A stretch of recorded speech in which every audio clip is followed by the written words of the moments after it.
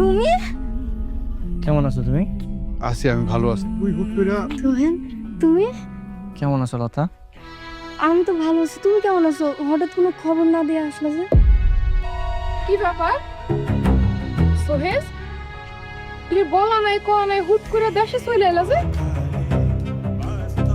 ভাবি, আমি একটু অসুস্থ। কি হয়েছে তোমার? কি কি হয়েছে?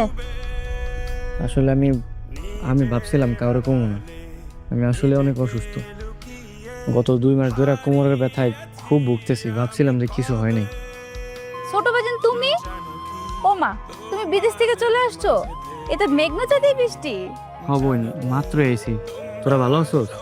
হ্যাঁ, আমরা ভালোই আছি। মুক্তা মামুনি, তোমার লিগা চকলেট আনছি।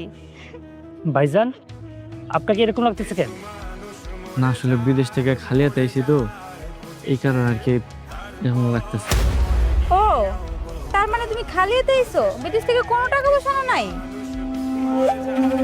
মেহো, এলো, এই চকলেটগুলো সব তুমি লয়ে এলো।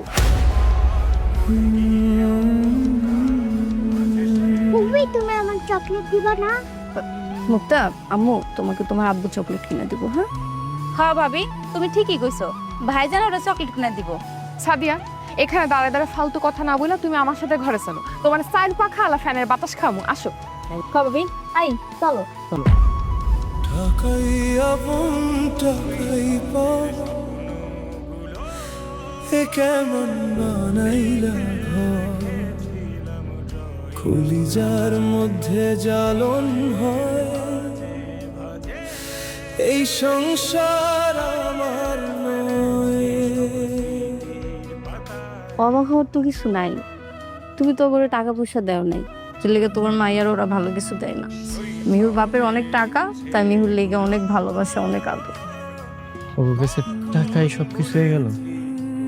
আমি ওগুলো টাকা দিই না দেখা ওরা আমার মায়ের আদর করে না। আমি টাকা দিলে তাহলে ঠিক করতো, তাই না? তাহলে কি রক্তের কোনো দাম নাই? হ্যাঁ, টাকাই আপন টাকাই পর। টাকাই আপন টাকাই পর এ কেমন বানাইলা